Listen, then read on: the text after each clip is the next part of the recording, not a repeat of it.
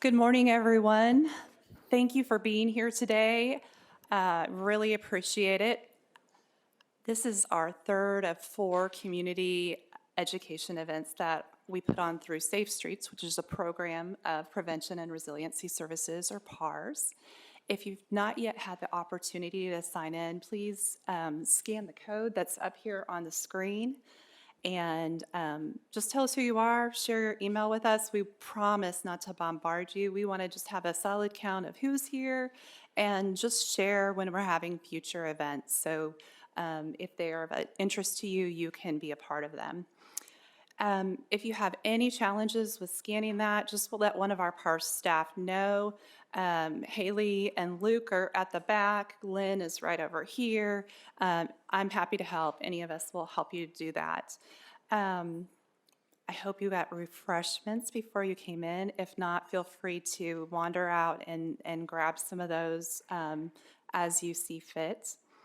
And then at the end of today's event, we will also have a survey that will pop up here. And we really appreciate your feedback. It helps us to improve what we're doing, bring topics that are meaningful, all of that. So please, if you would do that, we'd really appreciate it. There are some brochures on your table that tell about our agency, that talk a little bit about it's okay to ask your doctor when they're prescribing opioids to you. There are doTERRA bags in the center of your table for dissolving medication. And then if you have a need for any lock bags, I have one under here and I have some out there too. And we'd be happy to provide those for you. We have some at our office if you need more than what we have available. Without further ado, I'm just going to go ahead and get started here and say that according to the National Institute on Drug Abuse, stigma is discrimination against an identifiable group of people, place, or a nation. Stigma about people with substance use disorders might include inaccurate or unfounded thoughts like they're dangerous, incapable of managing treatment, or at fault for their condition. Stigma can impact people in terms of decision-making, seeking help and/or treatment, attaining employment, and in so many more ways. It's my belief that one way we can combat stigma is through education, awareness, and understanding. And I've had that discussion with these 2 gentlemen behind me because I feel like I, just like everyone else, is guilty of stigmatizing people. And as my role of executive director at Prevention and Resiliency Services, it's been pivotal that I learn a lot about what impacts the community that we serve. And so I hope today that you're able to walk away with some knowledge, compassion, and greater understanding of the stigma that people facing substance use issues deal with. So I'm going to turn it over first to Nick Casarona. Gordon Smith is also here, and they're both fantastic. And so would you just join me in welcoming them to speak today?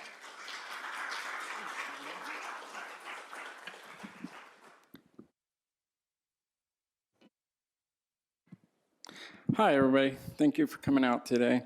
So when Mandy asked us to come and talk about stigma, I was thinking, typically when I get asked to speak, I'm speaking about my journey in recovery from active addiction, mental illness, and incarceration. And when she asked me to talk about stigma, I was kind of running through my head and thinking about how it had impacted me, and it just all hit me. And it's amazing to think that it didn't hit me until almost 6 years into my recovery journey of how my life changed so drastically because of stigma. Stigma I faced within my family, within my community, within all of my interests and pursuits that I was following in life. So to understand a little bit more, let me back up and talk about me and my life and where I came from. A lot of people think that when you hear of someone being an addict, an alcoholic, they have mental illness, they've been incarcerated, you think of that person that's come from the broken home, the drugs within their life throughout their entire life, and all these things that we as society come to believe that had to be the result. And for me, that wasn't the case. I grew up in a very wholesome family. I had a father that was deputy director of the Kansas juvenile justice system, My mother was a paralegal for a pretty predominant criminal defense attorney here in town for many years. I have an older brother that was 3 years older than me who was always, the student council guy. He was one of the top students. He went on to be is a very successful corporate attorney. And then there was me, and me growing up, I was a very normal kid. I was a decent student. I wouldn't say I was overly committed to my academics, but I was decent enough to graduate. I was a great athlete, had a full ride scholarship my senior year to go to a school in Florida for the sport that I dedicated my life to. And on the surface, seemed like just that all-American family, that all-American kid. Didn't get in trouble, never got suspended from school. I think the only detention I ever got was maybe for skipping a class here or there, but I wasn't that troubled kid. I didn't have this mental illness that was holding me back. I wasn't actively using substances. I was doing experimentation like a lot of the other high school kids were. I would, go out and do what everyone else was doing, but I wasn't different than anyone else. Fast forward to my senior year when things started changing. In a matter of, starting my junior year, in my 2-year history at my high school, we had, I think it was 5 or 6 people commit suicide and 2 or 3 die in various tragic accidents. 3 of those people were my closest friends, died by suicide, and then another one died in a drunk driving accident. And that all happened pretty much the last 18 months of my high school career. And at that time, I wasn't equipped to deal with those things. I had this is where stigma first impacted me, because here I'm this popular kid and this great athlete. How dare I admit to my family or my friends that I'm crumbling inside, that I'm hurting, that I don't know how to handle my emotions with these things that are reality in my life. And so what did I do? I did what a lot of people do. I turned to the bottle, to smoking marijuana, to acting out, anything that could change my external image to make me feel or not feel what was going on inside of me. Then the big change in my life, the springboard, for no pun intended, that changed my life. My scholarship was in diving. And so all I wanted to do was get away from here. Because I thought if I get away from Topeka, if I get away from all of this chaos and these things that I'm dealing with in my life, everything's going to be okay. And I've got this scholarship waiting for me to get away and go to Florida. What more could I ask for? It was coming up. It was 1994. We had the 96 Olympics coming up. And maybe if I do that, that's going to make all of this that's inside of me, this pain, this void that I have, go away. And so that's where I put all my focus. I graduated high school when a lot of my friends didn't because of all the things that we were dealing with. And I think at that time it's fair to say that even the teaching staff, our community, our parents, they weren't equipped to deal with the things that the kids were dealing with. And so I made it through, barely, and I was off to Florida. Well, I had to take a little detour first and go to the U.S. training camp. And my second day of training camp, freak accident, and I broke my neck. And so I was left wondering at 18 years old if I'm ever going to walk again. This one sense of true identity and purpose I ever had in my life was ripped away from me overnight. And once again, that stigma. I have to show everybody that I'm tough. I have to show everybody that this is not going to hold me back. I have to get through this, and I'm going to get through this. Well, I think it's fair to say anyone that works in this field knows in 1994, no one knew what we know today about opioids. And so here's this tragic accident, this all-American kid loses his scholarship. He's in all this physical pain. We need to make him pain-free. So I started getting prescribed pain pills, a lot of them. And, it wasn't even on my radar at that time. But deep down inside, I was continuing to crumble because all of this one thing that I had purpose for in my life was ripped away from me. But I don't want anyone to know I'm weak. So I'm going to, I've got to be able to do something with my life. And so only by grace of God, for the next 5 to 10 years, I was able to do a lot of really great things with my life. I was able to go to school and get a degree in business and open a finance company, a mortgage company here in town it turned out to be a very successful mortgage company. I was able to get involved with coaching kids and being an active part of my community. I served on the Junior Achievement Board. I was an ambassador for the Topeka Chamber of Commerce. I was coaching at 5 different high schools, helping coach at KU. I was doing all these amazing things and constantly being told how amazing of a miracle I am and how amazing this life is, and constantly getting this external praise. Meanwhile, deep down inside, the person that I was eating pills by the handful, was crumbling inside, was depressed, was constantly living with anxiety and fear, and I had no idea what to do. But if I asked for help, what are people going to think of me? And even within my own home, God bless my family. I love them to death.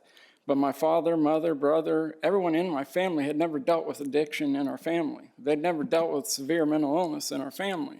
They never dealt with someone that had faced a traumatic experience. And so I constantly heard these things about, well, they just need to get over it. Everyone has problems. Why can't they just get through it? I've had problems, and I didn't do that.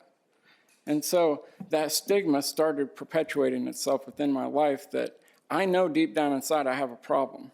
I know I'm crumbling, but if anyone out here sees it, what's going to happen? All of a sudden, that career, who's going to let me go work in a financial institution where I have control of thousands and millions of dollars, and I'm underwriting loans for corporations?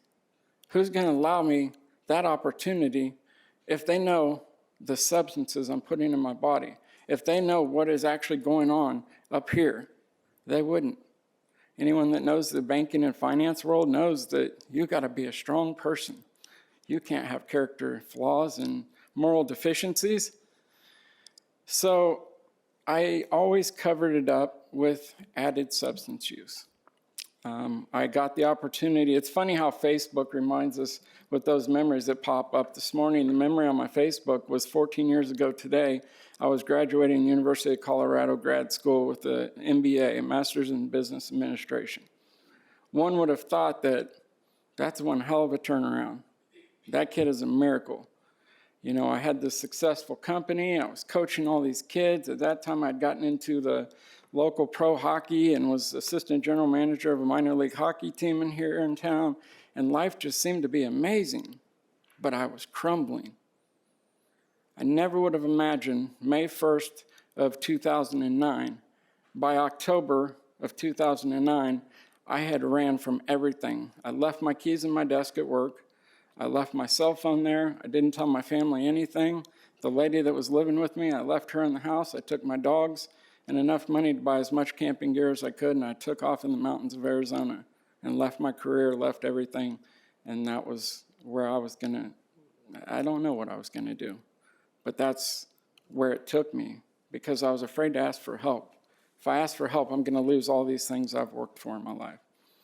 So that spiral, what it really looked like was a kid that drank and experimented with marijuana growing up, to these 3 or 4 traumatic events, untreated, to the opioids and the continued use of opioids. Even when I would talk to my own physicians, and I don't blame them because they didn't know what they didn't know. Today they do. But it was always, there's got to be a way so he's not in pain.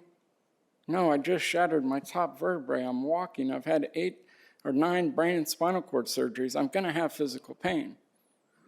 But they always had something different. Well, maybe if we mix this muscle relaxer with this pain pill, he'll be okay.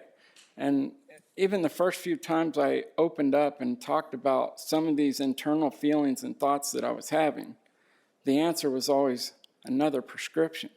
What else can we add to this cocktail that he's taking every day to make him feel better? Well, by that time, I was really excelling in my career. I was vice president of corporate lending for a major bank in Arizona. And I was getting to the point where I couldn't even sit up at my desk without falling over, literally. I remember the conversation clearly, talking with the doctor. I finally made the commitment that I was going to be open and honest with this physician, that I need some kind of help. I said, I can't concentrate on anything. My mind's all over the place. I'm constantly in negative thoughts. I have 0 energy. I'm slurring my words. And the answer was, well, maybe you have adult ADD. Why don't we give you a stimulant to help offset that? And so that's what happened. I knew deep down inside at that time it was probably a recipe for disaster, because my addiction was in full force at that time, but I couldn't be open and honest about it or I'd lose everything I worked for. So I went that route. Well, that turned to, now the pain pills I'm getting from the doctor are not enough, so I've got to get them illegally on the street. The stimulant that they're giving me works pretty good, and I'm starting to see some result where it's offsetting the stuff that I'm doing, but I know there's better stimulants out there that I could probably get, and I could actually hold it together. I won't lose this family or relationship that I'm building. I won't lose this career. I'll still be able to go coach kids and work with kids no one will ever know. And so that's the route I took. And you can only imagine where that ended up. In a matter of, October of 2009, I walked away from my career. I went on disability. And in a matter of maybe 2 years from that, I had thrown away everything in Arizona, moved back to Topeka, was living in my father's basement, and using cocaine at the time, pills beyond what's even imaginable, and still, within my own family, I did not have a problem. This was normal. This is, well, you went through this accident, so this is what you're going to need to function, and it's okay. And so I never felt comfortable becoming completely open and honest about how bad it had gotten. I had switched from cocaine to methamphetamines. The crowd that I ran with had completely changed. All of the closest friends I had throughout my entire, school years and high school and on pretty much had seen this drastic external change, how I looked, the things I was interested in, the things I wasn't interested in, and I was somebody different, and they didn't want to be a part of it. That fear of, what is he up to? He's one of those people. And so here I am, dealing with extreme depression, substance use that's out of this world, anxiety, and untreated trauma, and I'm isolating. I'm sitting in my dad's basement. The only people that I could relate to, as scary as this may sound, were the people that are out running the streets and living this completely foreign life to me. But that foreign life was starting to seem normal. And that's the path I took. I went from being a business owner, a Kansas State High School Coach of the Year. I don't know how many awards and times I ended up on the news for these different business awards, young leader awards, coaching awards. And yet, here I am running the streets of Topeka with people that would have scared the hell out of me back in the day. And these are my friends now. These are my ride or dies. And my life went in complete disarray. The next time I ended up on the news, and when my family finally reached a point of accepting that I have a problem and I need help, was because I was federally indicted for major drug trafficking charges. And I had gone from this kid that had everything in the palm of my hands, had some unresolved and untreated trauma, untreated mental illness, and a severe substance use issue, to this kid sitting in jail, facing 15 years of federal prison. Now, knowing what our society knows about addiction, mental illness, and incarceration, what are my chances of building and rebuilding a life at 41 years old with federal charges, state charges that got piled on the federal charges? Now it's very open that I'm an extreme drug addict, and I obviously have some other underlying mental illnesses going on. Am I able to walk into any financial institution and say, hey, I've got an MBA. I used to own a successful mortgage business and was the vice president of a bank. Can I have a job?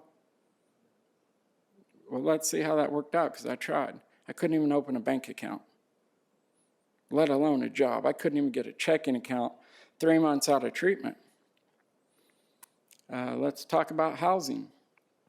I'm living in my dad's basement, 41 years old. That's given me a ton of pride and self-respect to be able to make a step towards having gainful recovery. I could find zero housing that would rent to me in this town because of my background. The ones that would have put me right in the war zone, if you will, the playgrounds that everyone in treatment told me I needed to change. Gainful employment. What did that look like out of treatment? I have an MBA, graduated with honors from University of Colorado, and I'm driving around northeast Kansas in the elements of winter and summer, putting cones on a highway and road closure signs up for my first year out of treatment, making $11 an hour. Now, I take full responsibility for the decisions I made that led to that led to incarceration, that led to the life that I was living at that time. However, trying to take a step towards recovery, when we know that really the opposite of addiction is connection to our community. I have a passion for helping people and for coaching kids, but nobody's going to let me anywhere near a team of kids to coach. I've got this amazing journey that I can share a lot of life experiences, but no way, keep him away from anyone. Keep him away from everyone. And so here I was, 41 years old. I remember my second day sitting in treatment at Vallejo. And I remember looking around the room at Vallejo, and I had this sense of peace because here I was finally, I didn't have any secrets. Everybody knew I was an ill person that needed help. That was a huge relief. However, I remember looking around the room and seeing all these young people in treatment and hearing them talk about getting their kids back, hear them talk about, their wife that might take them back. I heard all these great stories, and I remember looking around the room and thinking, this is great for all of you, but I'm different. It's not going to work for me. It's too late. I'm 41. I had all these things, and I threw it all away. And so that day changed my life because they allowed people to bring meetings into the facility. People that were in recovery came out, peers basically, came into the facility that day, and one of them pulled me aside and asked me why I had such a bad attitude about having this blessing of still being alive, sitting in treatment, having all these resources made available that might allow me to change my life, and here I am, I'd already given up. I was a 41-year-old with zero hope, zero belief that I could follow any passions I had in life ever again. I will never help people. I've been a burden on society. I've been a burden on my family. My family's already made it very clear what their views on mental illness and substance use are. It's a moral defect. So why give it a chance? And she told me her story. And her story was the exact same story as my story. But here she was, 2 years into her recovery journey. She had her kids in her life. She had an amazing relationship. She had this career that allowed her the opportunity to go work with individuals with substance use. She was a peer mentor for the agency I work for today. And she was the first person that talked to me in a manner that, your life's just getting started. Hang on for the ride, because it's going to be a heck of a ride if you give it a chance. And so it inspired me enough and gave me enough hope to give it a little bit of a chance. And so I dedicated myself to treatment. I dedicated myself to recovery. But even when I walked out the door of Vallejo, I faced those challenges. Where am I going to live? Where am I going to work? How am I going to afford to have a even halfway decent life? I mean, you can imagine the life I had at one point if I was doing these things. And it wasn't that I needed a lot of things. I just needed something with purpose and meaning. And none of that seemed possible. I couldn't even get a checking account because I'm an addict. I have incarceration on my sheet. I have mental illness. So this degree, it's a master's of business. Who's going to let me run their business with this background? And now I can't hide it anymore. It's out here for everyone to see. Everyone knows it. But slowly things started changing. My family's views on substance use and mental illness started changing. They started seeing that I am that same kid that grew up with them. I am that same person. I'm not morally deficient. I'm sick. I need help. I had the opportunity because of a great counselor at Vallejo that started addressing the mental illness and the trauma instead of just focusing on the substance use. And things started changing. I was able to get connected to the right people, some peers in recovery, and build a life. Today, stigma still follows me, but thank God that this field, the behavioral health services field, has allowed me an opportunity to use all of this liability in my life, these past events in my life that I was so ashamed of, that I wanted to run from, that I wanted nobody to know about, that I spent literally 30 years of my life trying to hide, are now my biggest career asset. That coaching career that I loved, I get to coach people today. They may not be kids jumping off diving boards, but there's nothing more rewarding than catching that person walking day one into treatment and coaching them through that battle that they're facing. I got blessed with the opportunity through vocational rehab to be able to go to college again and have it all paid for by the state, because I am an addict, I am somebody with mental illness, and I have needed an extensive amount of behavioral health services, so I qualify. And I was able to get my education paid for and recently graduated from Washburn and able to now pursue a career that I absolutely have nothing but passion for, because everybody I serve is me.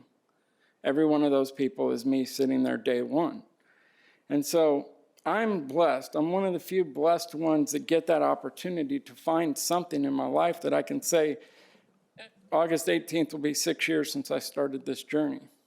And today I have an amazing career. I remember sitting that day one in treatment thinking I will never be a father. I will never know what a healthy marriage and healthy relationship is like. I will never be a homeowner. I will never have a career that has meaning. And today I can say I have an amazing wife. I have 5 amazing children. I have a career that is beyond anything I ever would have dreamed of and way more rewarding than every job title I ever had combined. Now, the financial benefits may not be as big in the banking world as they are in the behavioral health services world, but the benefit package that comes with it, with self-respect, pride, the opportunity to help another individual change their life, far outweighs any of that. You know, today I have opportunities. I still, 6 years later, with a degree in addiction counseling, with a supervisory role in a major behavioral health services agency within the state of Kansas, I still couldn't go out and rent a house in a decent neighborhood for my kids. I still couldn't go out and get I probably couldn't get hired at Quick Shop because of my background. However, I got this opportunity to work in this field. You know, I share that because I'm one of the few that get that opportunity. There are so many individuals that I know that have become family to me that are in recovery and have been in recovery for twice the amount of time I've been in recovery, that still cannot make a livable wage, take care of their children, and have a decent home in a decent area for a decent school district for their family because of their criminal background. You know, there is the expungement route, but I still have to check that box. You know, it's amazing to think that for my wife and I to finally start making steps towards housing for our children, the best steps we could make is to buy. Well, you can only imagine what my credit looked like day one of recovery. That opportunity was not there.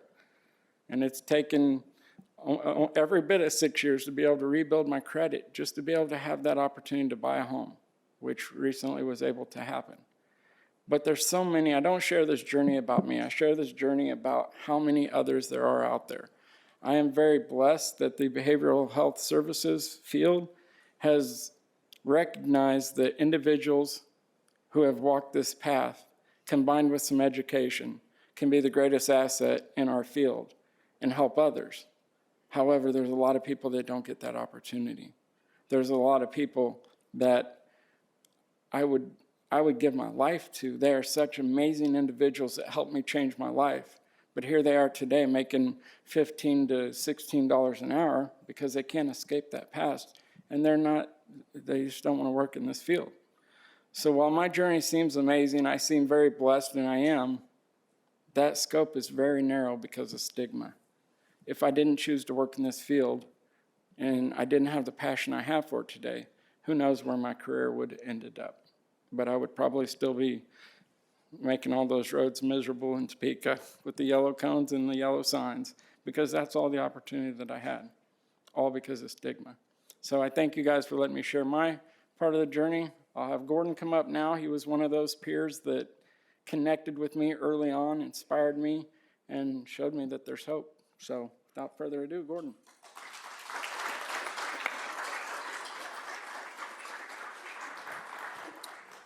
All right, can everybody hear me? All right, perfect. Thank you, Nick. It's fantastic, sir. I don't know what to say after all of that. Well, my name is Gordon Smith. I am a person in long-term recovery from substance use, mental health diagnosis, long-term incarceration, and just being silly most of the time. I make very bad decisions. That's what I used to do. Growing up, I too had a certain level of privilege. My grandfather was a college professor. My grandmother was a nurse. Both of my parents were college educated. But we got to a point to where my family separated. My parents had got a divorce. When I started school, I went to school on a side of town where everybody didn't look like me. And what people shared with us children within those walls was different than the school that I ended up in after that, when I had to go to school on the other side of town. And I changed with that dialogue, is what happened to me, because I didn't fit in with people that looked like me. And that was difficult for me to accept. And so I changed. I learned early on that violence would solve a lot of my problems right away. And I utilized that tool to get my way. And it came with a lot of consequences. That continued to evolve well into high school, well past graduation, and well into my criminal history.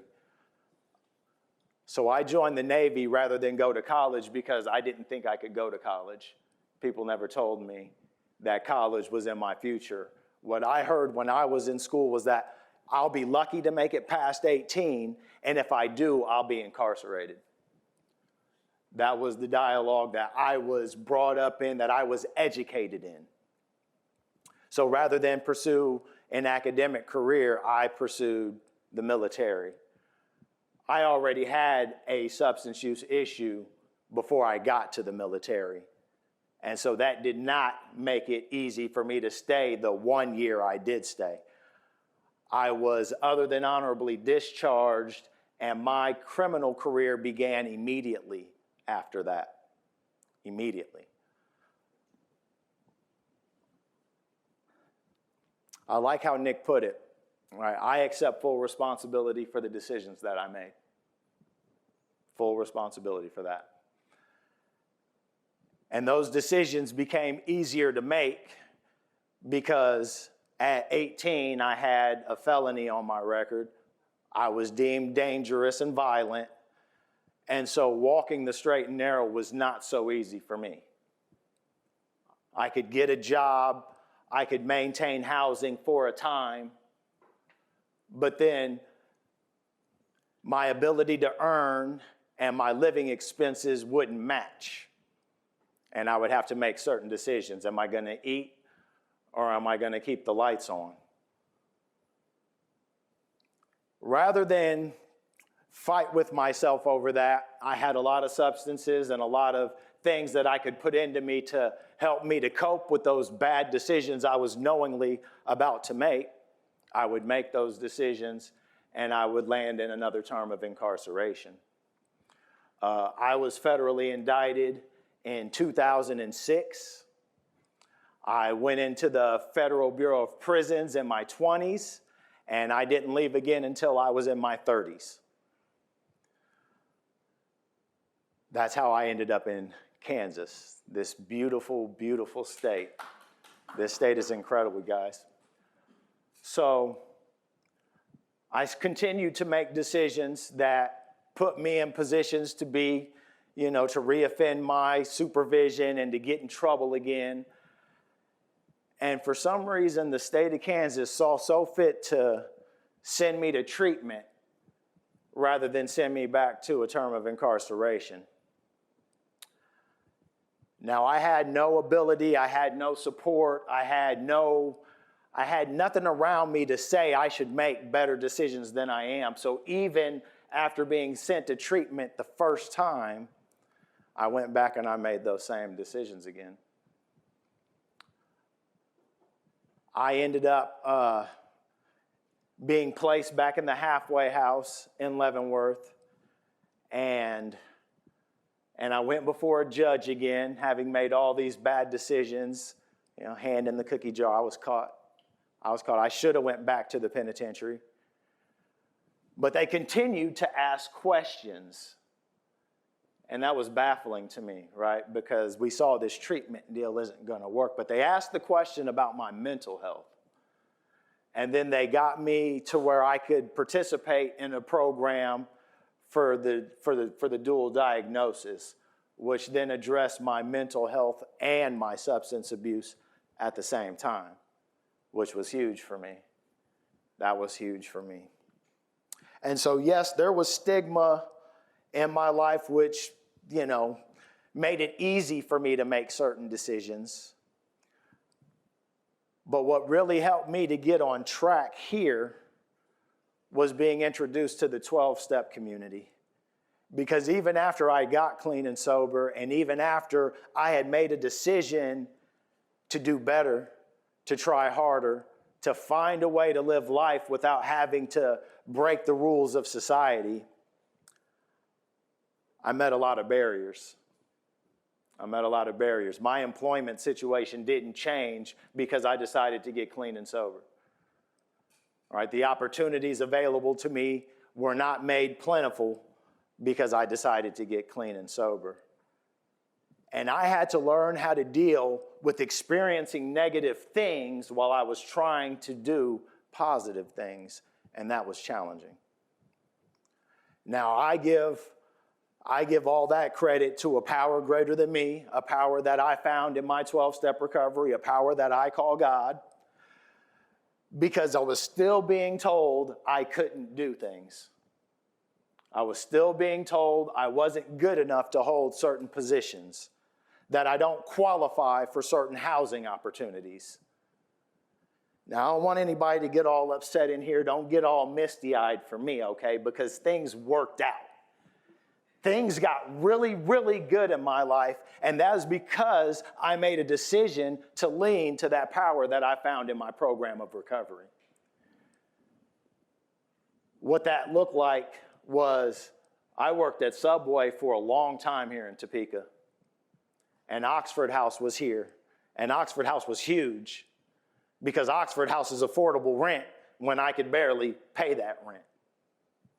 I could barely make my Oxford House rent. When I would get done working after a 2-week ping and I would get my check, I could pay my rent, I could keep my car on the road, I could keep my phone on, and that was about it. That was about it. Access to resources was huge in my life. And I didn't have a guide to those resources other than that 12-step community. Because these were people, like Nick said, that were just like me. They were carving out lives for themselves that were worth living. They were breaking down these barriers that were in place because of these views. I had to register when I got to Topeka. I'm violent. Was violent. Let me clean that up. Circle that back. Was. Because I learned that my smile is one of my strongest assets today. Right? That invitation that, hey, it's okay to approach me has been huge. Because with that invitation to other people, people were willing to talk to me. They became willing to talk to me. Now, that didn't change, again, my ability to earn or generate income. That didn't change my ability to find housing outside of Oxford. None of those things changed for a substantial amount of time in my recovery. I think I was 3 years into my recovery, and I was still working on 10th and Kansas Ave at Subway. Yeah, 10th and Kansas Ave. I was down there for a very long time, and I had to learn how to cope with how people looked at me, how people talked to me. Because with violence being my sole tool in my toolkit, I couldn't exercise that. I couldn't utilize my tool. And so the thoughts that I had about myself for a long time in my program of recovery is terrible. This was a very negative space to be. Because after I get out of my little 12-step meeting, I step out into the real world, and the real world is still real. And this world, unfortunately, is very harsh. Going to access help is challenging when somebody's looking their nose down at you, when all they can see is your tattoos and what's written on the black and white page that they received with your intake. This person is dangerous. We might have to separate him from everybody else. In a therapeutic community. What? It's hard to overcome a lot of these things, and everybody is not equipped to do it on their own. I was not equipped to do that on my own. We have to change the dialogue. We have to change what we're saying to people, because I internalize that stuff. I am a sensitive dude. If you tell me something, giving me your honest feedback, I will internalize that, and I will beat myself down with that. I'll do it. I'll do it because you said it. Because you said it. Because you're sitting behind that desk. You have that degree. You have the job. And you're telling me I can't. And I believe it. I believed it for a long time. One of the things that started to change in my life was getting the opportunity to pursue my education. When I first sat in my first semester at Washburn University, that dialogue shifted back to when I was early, when I was young, right? That side of town where everything was all shiny and I had friends and people liked me because I was who I was, not what they expected me to be. And when I started to submit these assignments and get the feedback from some of these professors, man, look, encouragement like that surpasses none other. Encouragement, support, building me up, right? Put me in a really good place. My first semester at Washburn University, I was published twice with the support and the encouragement of those professors who were teaching me. Thank you. I was at 4 years clean and sober, still working at Subway full time, taking 15 credit hours at Washburn, and found time to do every assignment on time. I graduated that first semester with a 4.0, and those people helped me to see I can do something different. I can. Today, I get the opportunity, like Nick said, to walk alongside of people.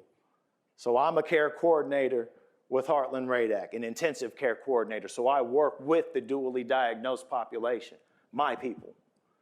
For a time, I was granted the opportunity to go back into the prisons here in Kansas and talk to those guys and help them re-enter into the community and get access to these resources and tell them they can do it because I did it. Because I did it. When the conversation shifted from you can't to you can, my life today is absolutely incredible. I graduated in December of 22 with my bachelor's focusing on addiction counseling. And then I got to graduate again this past May in 23 with the Master of Arts, also focusing in addiction counseling. And I'm still meeting stigma to this day because I am applying for licensure. And we have all these new statutes in place, right, for me to be able to express to people what took place in my life, what's changed, what treatment did I access, how did I successfully complete all these terms and stipulations from these court decisions. And in reaching out to try to get proof that I've done it, brick wall. Brick wall. I am still waiting on documents to this day to show that I have completed every stipulation that they put before me in the state of California. There's a couple other states I'm reaching out to now to gain access to this proof that I am no longer being supervised in the community, that I am no longer deemed a threat to society, that I no longer have to register, that I have successfully completed all of these things is hanging on somebody following through. And that's okay. That's okay. What can I do about that? What I can do personally is, as I move forward with my degrees and into this professional field, I can be that change. I have every intention of being that change. Having this different conversation with people about what change could really look like in your life if you put your best foot forward. If you are so willing to set aside everything you think you know about how this world operates and go forth and do something different, your life could be great. Because today my life is incredible. I work for an agency that saw something in me long before I was licensed, long before I was doing internships. I was given the opportunity to be a peer mentor and show other people what I've been shown, guide them to the resources I've been guided to, grant them that access that was granted to me. And today I get to see people that I was working with years ago experiencing their own version of success, their own version of breaking down these barriers, however it is they see fit to do so. But I know for me personally, I do not have the strength to take everybody's negative views of me. I don't have the strength in me. I had to find that strength outside of me. And I continue today to lean to that strength, to that power, because there's got to be some kind of power. You can't tell me different, and you do not have to agree with me. But as a person that spent the better part of his adult life incarcerated, I got the opportunity to go back into those walls, not as a resident, not as an inmate, but as an advocate. As somebody providing information, education, and access to something better. Because there's nothing that says I should have been able to do that. Nothing. I still to this day don't know who approved that. I'm grateful for them, promise you that. Because that work that I got to do in there was incredible. To talk to guys sitting there with no hope about living and building a better life for themselves when they hit the community. I am grateful to the state of Kansas. I am grateful to Topeka, right? Because everything good that's happened to my life has happened in the span of 7 years. This little bit of time. I started out at Mirror after I got done at treatment. And I had Dave back there guiding me to putting in applications online. Couldn't find nothing, but we tried. It was okay. We tried. It was okay. But they let me participate in that 12-step recovery program because they seen the value of what that could bring to my life. They let me do that. Because I remember I had to put in this itinerary, right? At 8 a.m., I'm going to be here. And if I wasn't there, my little ankle monitor would go nuts, and I'd be in trouble. I didn't want to be in trouble no more, y'all. I wanted to be out of trouble. I wanted to find a way to have that life that they told me I couldn't have. I couldn't have it. That conversation changed for me, like I said, at the 12-step recovery rooms, in those meeting halls. Those people loved on me, and they showed me more. They helped me to believe that there was something greater. Because if there's nothing that I've learned about stigma, it will destroy hope, okay? Stigma will destroy hope. And without hope, what does somebody have? If I don't believe I can do anything different, will I even try? I don't think so. I have a long track history of not doing different, not believing I could do something different, and then getting it the best way I know how. And then today I have support. I have people telling me that I can, right? It started off in 12-step recovery.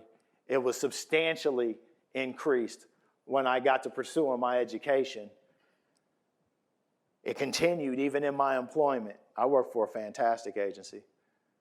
Those people are building up other people like me, letting them be recovery coaches, letting them go out into this community and help other people. And I tell you what I found in all of that. I found purpose. Purpose. I believe today that there is nothing that is going to stand in between me and the purpose that my higher power has set for me. And so regardless of what I'm being told, I've already overcome so much. I've already overcome so much. So for all those people who haven't found a power greater than them, right? Maybe it's us.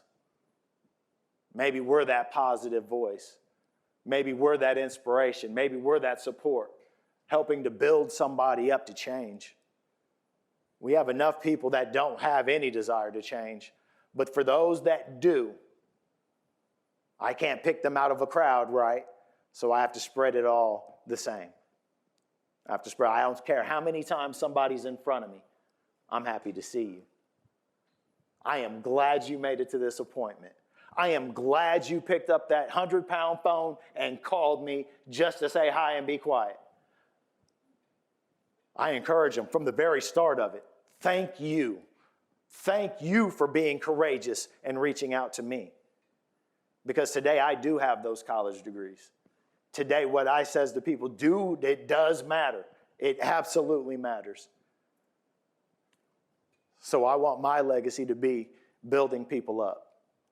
I want it to be just sharing that encouraging word. And whether they run with it or not isn't up to me. I want to tell them they can do it if they decide to. I believe that is how we combat stigma. Change that dialogue. I know for me personally, I struggled to work with individuals in the homelessness deal. Because for a long time, I believed that to be somebody's choice. For a long time, I believed that they just didn't want to do things. And until I seen within me that I had a bias, I couldn't change that dialogue. I couldn't do it. I couldn't do it. But once I did, just like the people that are incarcerated, just like the individuals with the substance use or the mental health or whatever is ailing them, I have to set my beliefs, my biases, my prejudices, if you will, because I have them. I'm a person. But I can challenge those things, and then I can change that dialogue. Now I can have an interaction with somebody non-judgmentally. Now I have the opportunity to see this individual before me and not their circumstances or their living conditions. And then I get to be helpful. Because that's all I desire today. I believe that is my only purpose today, is to serve. I've taken enough. Service is what it's all about for me today.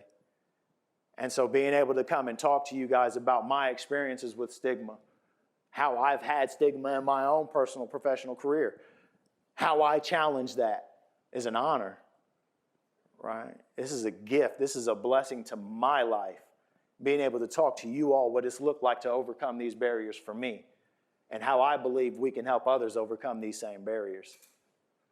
I absolutely appreciate your attention this morning. Thank you for letting me share.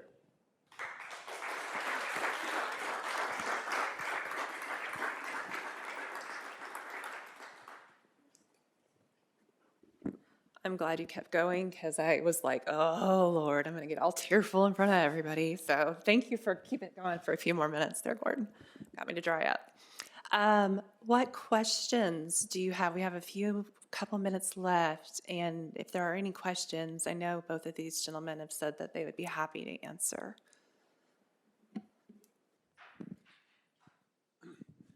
I'd just like to make a statement. I've been involved in the crisis intervention team program here in Topeka for the last 17 years. And in my opinion, what both of you are saying speaks to what Topeka is all about.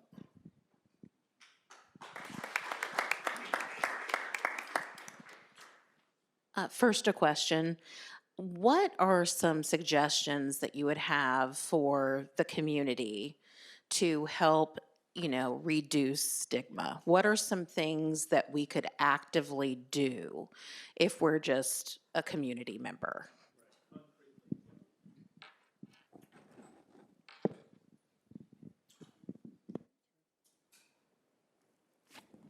Can you hear me? All right.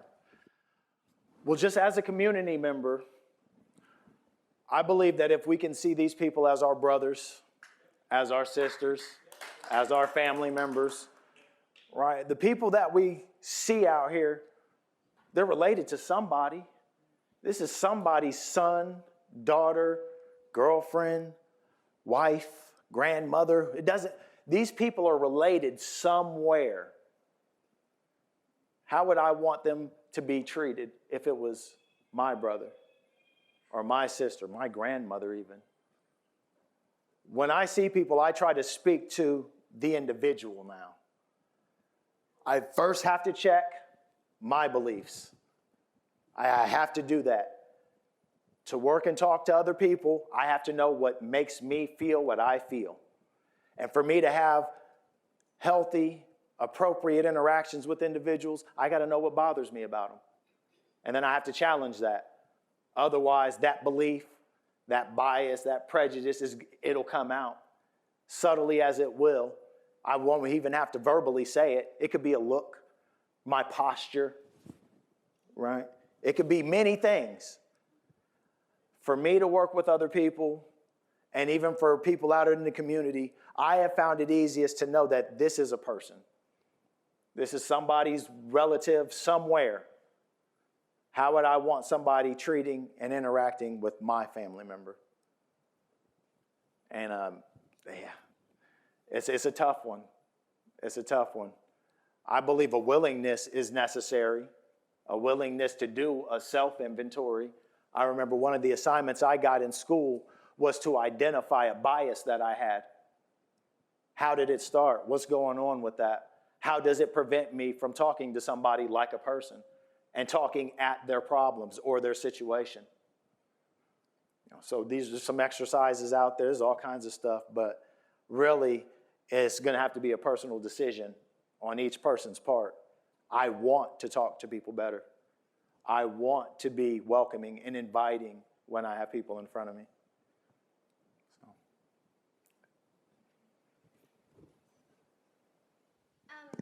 Thank you both. We're lucky to have both of you in our community and in our state.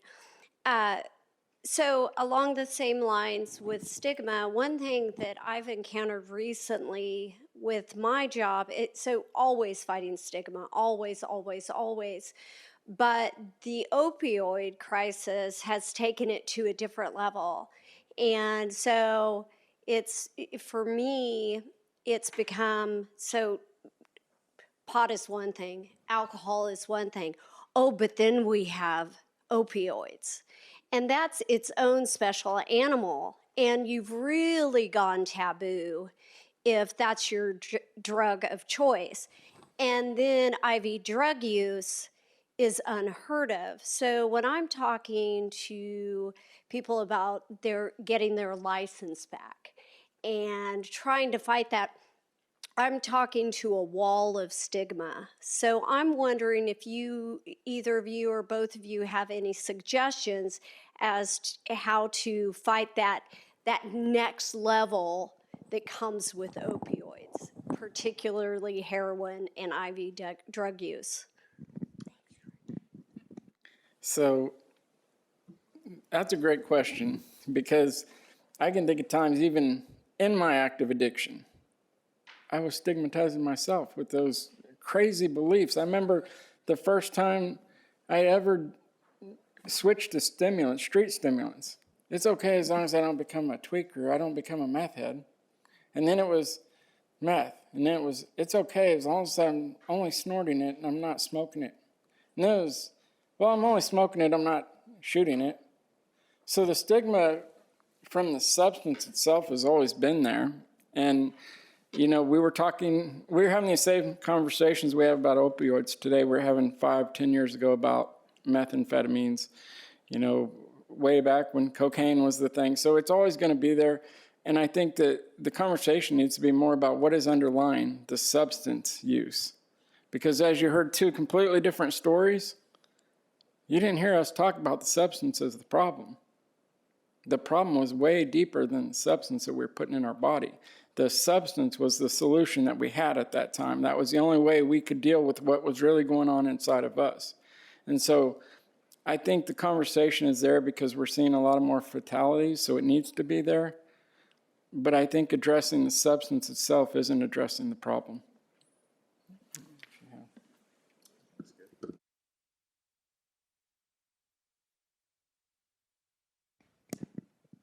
Good morning, everybody, and thank you guys for sharing your stories with us. My name is Marilyn Murphy, and I'm director of Sunshine Connection. It's a consumer-ran organization here in the city of Topeka. I serve a wide, diverse population of folks. My people come in with a financial income from 0 to 200,000 or 300,000. Doesn't matter to me how diverse they are. People are just like you guys are saying, are folks. They're just plain people to me with challenges. So when I meet them at the door 3 days a week, everybody is just like me. I'm recovered of 24 years. I walked in and out of doors of Vallejo for over 10 years. And so I know what they do. In order to reach people, you reach them on their level, no matter what it is. No matter. As a census taker, I went all down the river. I saw people that were homeless that were there by choice. Some were not there by choice, but it was still their life. And that's what we should treat it as, a person's life. And if they are having stumbling blocks, that's where the help is. And that's why, as you say, Topeka is becoming more diverse, and we have to because we're the center of it all. From the drugs to the religion to the politics to it all. So we have to, as a community, see that for what it is. And so I'm really pleased to be a part of the change that I see coming, because it is going to be a change. So we have to just be embracing and accepting of what's going to come. So it's not like, well, I'm not going to talk to you because of this, that, and the other, or somebody showing up in my backyard with a sleeping tent. We have to have the resources to show these folks pretty much a lot of times is how to live again. But as long as we keep giving the hope to these our people in our community, then that's what makes it. Thank you.